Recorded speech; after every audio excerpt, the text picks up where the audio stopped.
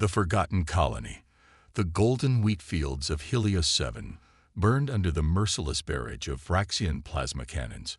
Once a peaceful agricultural colony at the edge of human space, Helios 7 had become the latest target of the expansionist Vraxian dominion. For 3 months, the colonists had held out, their outdated defense systems and volunteer militia fighting with a determination that surprised even the battle-hardened Vraxian forces. Captain Maya Chen stared at the holographic display aboard the EDF courier vessel Swift Messenger. The distress signal from Helios 7 played again, Colonel Dmitri Hassan's face haggard but resolute. "This is Colonel Hassan of Helios 7 Colonial Defense. We've held out for 97 days, but our supplies are critically low.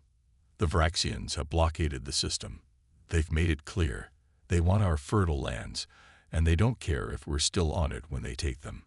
If Earth still remembers us, if anyone is listening, we need help. Hassan out." Maya closed her eyes, feeling the weight of those words. Helios 7 was considered expendable by many in Earth's military command. Too distant, too isolated, too expensive to defend. But 20,000 colonists called it home. "Captain," her pilot called from the cockpit, "we're approaching Earth Defense Headquarters. ETA 5 minutes. Maya nodded, straightening her midnight blue uniform with its silver captain's bars. "Thank you, Lieutenant. Prepare for docking protocols." The meeting with the Defense Council went exactly as she'd expected. A room full of admirals and generals viewing strategic displays, calculating losses and gains with cold precision. "Captain Chen, while your concern for Helios 7 is admirable," Admiral Takeda said, his voice crisp and formal, "we simply cannot divert significant forces to such a remote location. The Centauri sector requires our attention, and the Arcturus defense line must be maintained." Maya kept her posture rigid, her voice level. "With respect, Admiral, 20,000 civilians are facing annihilation. Colonel Hassan reports they've held out for over 3 months, which suggests exceptional defensive capabilities despite limited resources. If we provided proper military support." "And what would you suggest, Captain?" General Rodriguez interrupted, not unkindly. "We're stretched thin across 3 sectors.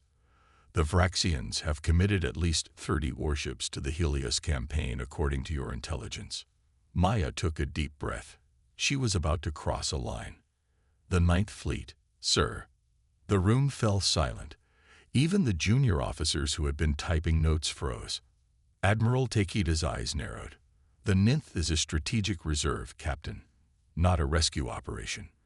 "The Ninth hasn't been deployed in 15 years, Maya countered. "Meanwhile, we're sending a message to every frontier colony that they're expendable. Is that the Earth we're defending, sir?" The tension in the room could have been cut with a knife. Everyone knew the Ninth Fleet's reputation. Earth's most advanced ships, its most elite crews, commanded by the legendary Admiral Eliza Jackson. The Wraiths, they were called in hushed tones. The fleet that ended the Tarkasian War in 3 devastating engagements. General Rodriguez cleared his throat. "We'll take your recommendation under advisement, Captain." Dismissed. Maya saluted, turned on her heel, and left. She knew what under advisement meant. She had failed. Or so she thought. Commander Kryvax of the Vraxian Dominion surveyed the burning fields of Helios 7 from the bridge of his flagship, Inevitable Conquest. His scaled skin gleamed under the blue lighting of the command deck, 4 nostril slits flaring with satisfaction. "How much longer until the human defenses fail?" he asked his tactical officer. Sub-Commander Vrex consulted her datapad. "At current rates, their eastern perimeter will collapse within 3 days. The main settlement could hold out for perhaps 2 weeks more." "Unacceptable," Kryvax hissed. "I want this world secured within the week. The Dominion requires its agricultural output before the next solar cycle." "The humans are surprisingly resilient," Vrex noted. "Their defensive tactics have adapted to our standard protocols." Kryvax waved a dismissive 3-fingered hand. "They are merely delaying the inevitable. Humans lack the genetic fortitude for true warfare. They feel too much, fear too much. He turned to his communications officer. Send another ultimatum.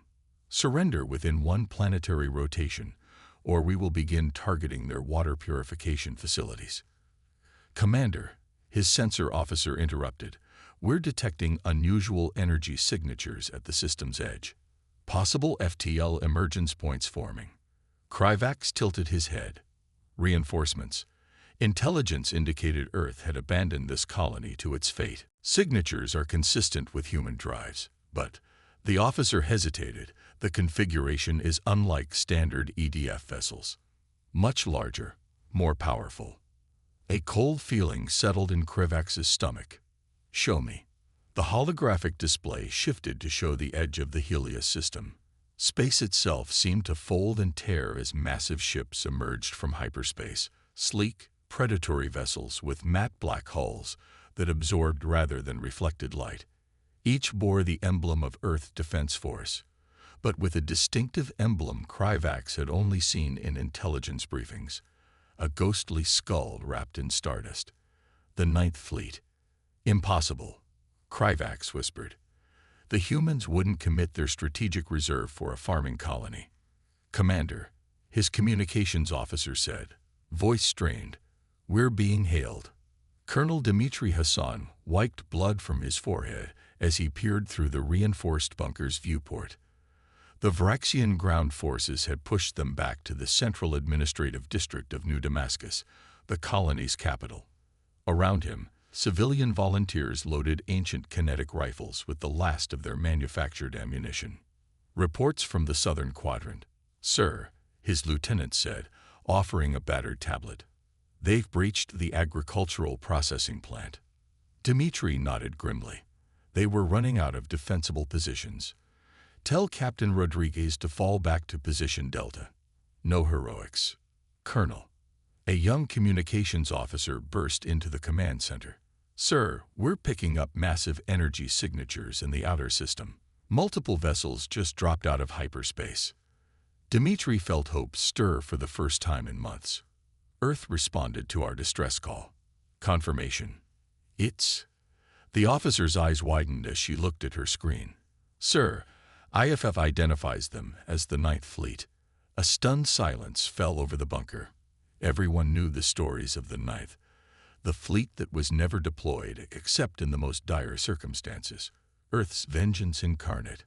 Dmitry's tactical officer broke the silence. Colonel, we're receiving a tight beam transmission from the fleet. Audio only. Put it through. A calm, authoritative female voice filled the command center. Helios 7 Colonial Defense. This is Admiral Eliza Jackson of the EDF Ninth Fleet. We've received your distress call. Hold your positions. Help has arrived. A cheer erupted throughout the bunker. Dmitry raised his hand for silence, his mind racing. If the Ninth was here, Earth hadn't abandoned them after all. Admiral Jackson, he responded, this is Colonel Hassan. We're at your disposal, but be advised, we're nearly overrun. The Vraxians have a blockade of 30 warships and ground forces throughout the colony. Understood, Colonel, came the response. We're aware of the tactical situation. Captain Maya Chen briefed us thoroughly. The Vraxian blockade is already being addressed. Focus on protecting your civilians. The Ninth will handle the rest. On board the EDF flagship Nemesis, Captain Maya Chen stood at attention before Admiral Eliza Jackson. The Admiral was a legend, the hero of the Tarkasian War, architect of the strategy that saved the Procyon colonies. Her dark skin was lined with age and experience. Silver hair cropped short against her skull, but her eyes remained sharp as ever. At ease, Captain, Jackson said, gesturing to a chair across from her desk. Your report on Helios 7 was most thorough. Maya relaxed marginally. Thank you, Admiral. I confess I didn't expect the Defense Council to deploy the Ninth. Jackson's lips curved in a small smile. They didn't. I did. Maya blinked in surprise. I don't understand. The Ninth Fleet operates under special discretionary protocols, Captain. After your presentation to the Council, Admiral Takeda contacted me privately. He couldn't officially authorize our deployment, But he made sure I saw your intelligence. And you decided to come anyway, Maya said, realization dawning. The Vraxians need to be reminded why humanity is not to be trifled with, Jackson replied simply. They've tested our boundaries, assuming we would abandon our outlying colonies. A dangerous miscalculation. She stood and moved to the tactical display dominating one wall of her office. The Vraxian blockade consists of 32 warships of various classes. Significant, but nothing the Ninth hasn't handled before. Maya studied the display, noting the deployment of the 15 ships comprising the Ninth Fleet. Despite being outnumbered, there was no doubt in her mind which force was more formidable. What's our strategy, Admiral? Admiral Jackson's eyes glinted. The Vraxians expect us to either retreat or engage in a conventional battle. We'll do neither. The Ninth specializes in asymmetric warfare, Captain. We're going to divide their fleet, isolate their command structure, and demonstrate precisely why we're called the Wraiths. She touched a control, and the display shifted to show Helios 7's surface. Meanwhile, you, Captain Chen, will lead our ground forces. Your familiarity with colonial defense protocols and your obvious commitment to the colonists make you the ideal choice. Maya felt her heart rate quicken. A field command under Admiral Jackson, with the legendary Ninth Fleet. It would be my honor, Admiral. Jackson nodded. Prepare your team. We engage in 6 hours. As Maya left the Admiral's office, she passed a viewport showing the assembled might of the Ninth Fleet. 15 ships of varying sizes, all bearing the distinctive matte black hulls and ghostly emblems. For the first time in 3 months, she felt something more powerful than hope. She felt certainty. The Vraxians had made a terrible mistake, and humanity's most feared fleet had arrived to collect the debt. Wrath of the Guardians. Commander Kryvax stared at the tactical display, his 4 nostril slits flaring with agitation. The human vessels maintained their position at the edge of the system, making no move to engage his blockade. What are they waiting for? He demanded of no one in particular. Sub-Commander Vrex approached cautiously. Commander, intelligence has confirmed these are indeed ships of the human Ninth Fleet. Our archives contain limited information, but what we have is concerning. Explain, Kryvax ordered, not taking his eyes off the display. The Ninth was responsible for the defeat of the Tarkasian hegemony 15 years ago. 3 engagements, total Tarkasian losses exceeding 200 vessels. The humans lost 7. Vrex's voice lowered. They're commanded by Admiral Eliza Jackson. The Tarkasians called her the Reaper. Kryvax dismissed this with a wave. The Tarkasians were technologically inferior to us, and this so-called Ninth Fleet has only 15 vessels. We have 32. Yes, Commander, but our scans indicate these aren't standard human warships. They're running systems we can't even identify. Before Kryvax could respond, his communications officer called out, Commander, we're receiving a transmission from the human flagship. Kryvax straightened his posture.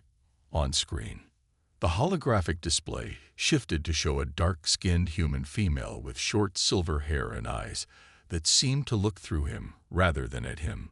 This is Admiral Eliza Jackson of the Earth Defense Force Ninth Fleet. You are in violation of Treaty of Proxima Article 7, which recognizes Helios 7 as a sovereign human colony. Your forces have committed acts of aggression against a civilian population. You will withdraw immediately or face the consequences. Kryvax let out a barking laugh. Admiral Jackson, I am Commander Kryvax of the Vraxian Dominion. We recognize no such treaty, as the Dominion was not a signatory. Helios 7 lies within territory claimed by the Dominion. It is you who must withdraw. Jackson's expression remained unchanged. You have 1 hour to begin evacuation procedures. After that, the Ninth Fleet will take action. I suggest you research our capabilities before making your decision. The transmission cut. Arrogant mammals, Kryvax snarled. Prepare all vessels for combat. Deploy our fighters in a defensive screen. The humans may have a fearsome reputation, but they will learn the might of the Vraxian Dominion today. Captain Maya Chen checked her tactical armor one last time before addressing the dropship full of Ninth Fleet Marines. These weren't standard EDF soldiers. Each wore the specialized midnight blue combat suits with the ghost emblem, their faces set with quiet determination. "Our mission is straightforward," she stated, activating the holographic display in the center of the dropship. "We drop directly into New Damascus and reinforce Colonel Hassan's position. Once the perimeter is secure, we push outward, focusing on reclaiming critical infrastructure, water purification, power generation, and medical facilities." She highlighted key positions on the map. "Intel suggests the Vraxians have concentrated their ground forces here, and here. They're not expecting an orbital insertion, which gives us the element of surprise." Lieutenant Commander Kate Novak, the Marine Detachment's leader, nodded. "What about civilians, Captain?" "Colonel Hassan has consolidated most survivors in the Central Administrative District. Some are still trapped in outlying areas. Rescue teams will deploy once we've established a foothold." The ship's intercom crackled. 5 minutes to drop window, Captain." Maya looked at the determined faces around her. "The people of Helios 7 have held out for more than 3 months against overwhelming odds. Today, we show them, and the Vraxians, what happens when Earth stands with its own." As the Marines checked their weapons with practiced efficiency, Maya's comm unit activated. Admiral Jackson's voice came through clearly. "Captain Chen, be advised. Operation Ghostlight commences in 3 minutes. The Vraxians will be distracted." Admiral Eliza Jackson stood on the bridge of the Nemesis, watching as the countdown reached 0. "All vessels, execute Ghostlight protocols," she ordered calmly. Throughout the Ninth Fleet, specialized systems activated simultaneously. Quantum phase disruptors, technology so classified that only the Nith was equipped with them, began their work. The 15 ships seemed to shimmer, then multiply, perfect holographic duplicates appearing throughout the system, each emitting identical energy signatures to the originals. On the Vraxian vessels, alarms blared as sensors suddenly detected not 15 but 75 human warships, appearing to have jumped in from multiple vectors. "Phase 2, Jackson commanded. The real Ninth Fleet ships, hidden among their duplicates, launched specialized drones, each barely larger than a fighter, but carrying an experimental payload. They accelerated toward the Vraxian blockade at speeds no crewed vessel could achieve. "The Vraxians are breaking formation," her tactical officer reported with satisfaction. "Their sensor networks are attempting to distinguish real ships from duplicates." Jackson nodded. "Deploy ground forces." As the Vraxian fleet scattered to address the phantom menace surrounding them, 5 dropships slipped through the chaos, streaking toward Helios 7's surface. Colonel Dmitri Hassan couldn't believe his eyes. Through the viewports of the command bunker, he watched as Vraxian ground forces suddenly began pulling back, their commanders clearly receiving new orders. "Sir," his communications officer called out, "multiple dropships incoming. They're ours." Dmitri felt a surge of hope. "All units, prepare to coordinate with EDF forces. This is what we've been waiting for." The bunker shook as the first dropship landed in the central plaza, a sleek, predatory craft bearing the ghost emblem of the Ninth Fleet. Its ramp descended, and armored figures emerged, led by a woman whose bearing marked her as an officer. Dmitri hurried outside, ignoring his bodyguard's protests. The female officer removed her helmet, revealing East Asian features and determined eyes. "Colonel Hassan." "Captain Maya Chen, Ninth Fleet. Admiral Jackson sends her regards." Dmitri grasped her offered hand. "Captain, your timing is impeccable. The Vraxians are about to have a very bad day," she replied with a grim smile. "We need to move quickly. Where are your most vulnerable civilians?" As they hurried back to the command bunker, the sky above them lit up with flashes of weapons fire. The space battle had begun in earnest. Commander Kryvax watched in growing horror as his carefully organized blockade disintegrated into chaos. Human ships seemed to be everywhere at once, appearing and disappearing from sensors. "Sir, we can't get clear targeting solutions," his weapons officer shouted. "Their ECM is like nothing we've encountered. Concentrate fire on confirmed contacts," Kryvax ordered, but even as he spoke, 3 of his destroyers reported critical system failures. The strange human drones had attached themselves to the Vraxian vessels' hulls and were somehow disrupting their power systems without detonating. "Commander," Sub-Commander Vrex said urgently, "ground forces report human troops have landed in the main settlement. The colonists are counterattacking with them." Kryvax felt the situation slipping from his control. "Order our ground commanders to target the human dropships. All available fighters to provide air support." The tactical display updated, showing 5 Vraxian cruisers now completely powerless, drifting in space. As he watched, the real human vessels, now clearly distinguishable from their duplicates, began precision strikes against his remaining ships, their weapons cutting through Vraxian shields with disturbing ease. "This is impossible," he whispered as another cruiser reported catastrophic shield failure. "There are only 15 ships." A nearby explosion rocked the inevitable conquest. Warning sirens blared across the bridge. "Direct hit to our starboard weapon arrays," the damage control officer reported. "Shields at 47% and falling." Kryvax realized with cold clarity that the intelligence on human capabilities, especially the 9th Fleet, had been catastrophically wrong. They weren't fighting a conventional force. This was something else entirely. "All vessels," he commanded, "emergency withdrawal to Rally Point Sigma.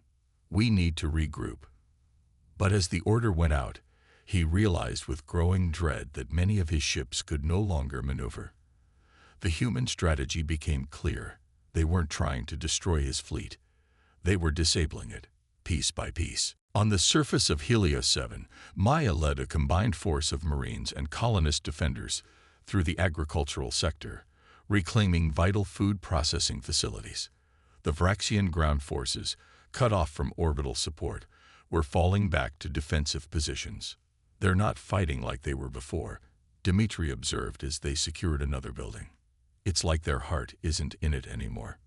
Maya checked the tactical display on her wrist computer. "Admiral Jackson has neutralized most of their fleet. They know they're not getting off this planet unless we allow it." Her comm unit activated. "Captain Chen, this is Admiral Jackson. Vraxian resistance in orbit has been neutralized. 14 vessels disabled, 7 destroyed. The remainder have withdrawn beyond the system boundary. Ground forces are cut off. Status report." "Making excellent progress, Admiral," Maya replied. "We've secured the central district and are expanding outward. Civilian casualties minimal. The colonists are fighting alongside us. They're formidable." "Well done, Captain. Be advised, we've captured Commander Kryvax and his command staff. I'm sending you coordinates for the remaining Vraxian ground force concentrations. Cleanup operations are now your primary objective." Maya acknowledged the order and turned to Dmitri. "It seems we've won the day, Colonel." Dmitri looked around at the damaged but standing buildings of his colony, at the determined faces of his people fighting alongside Earth's elite forces. "We held out for 97 days, he said quietly. "I wasn't sure anyone was coming." "The 9th Fleet always comes," Maya replied. "We just make sure our enemies never expect it." 3 days later, Maya stood with Admiral Jackson and Colonel Hassan on a hilltop overlooking the recovering colony. Repair crews worked throughout New Damascus, rebuilding what the Vraxians had destroyed. 2 9th Fleet vessels remained in orbit, while the others had departed to escort Vraxian prisoners back to Earth space. "The Defense Council has authorized a permanent EDF presence in the Helios system," Jackson informed them. "A squadron of destroyers and a defense platform. This colony won't be left vulnerable again." "The people will be relieved to hear it," Dmitri said, "though I think some of them have developed a taste for resistance fighting." "They've certainly earned their reputation," Maya commented. 3 months against a Vraxian invasion force is unprecedented for a civilian colony. Jackson nodded thoughtfully. That's the thing about humans that other species consistently underestimate, Captain. Our determination. Our unwillingness to accept defeat. She gazed across the landscape where colonists and EDF personnel worked side by side. The Vraxians thought they could simply take what they wanted, that Earth would calculate that 20,000 lives weren't worth the effort of saving. A significant miscalculation, Dmitri observed. Indeed, Jackson agreed. Now the Vraxian Dominion has learned what the Tarkasians learned before them. Humanity doesn't abandon its own, and the Ninth Fleet's reputation is well earned. As they watched the sun setting over the recovering colony, Maya reflected on the message that had been sent across the galaxy. The frontier colonies weren't expendable. Humanity stood together, and those who threatened Earth's people would face the consequences. The legend of the Ninth Fleet, the ghost ships that appeared when hope seemed lost, had just added another chapter to its story. The Vraxians wouldn't be the last to learn that humanity's strength wasn't in its numbers or even its technology, but in its unbreakable spirit and its refusal to abandon its own.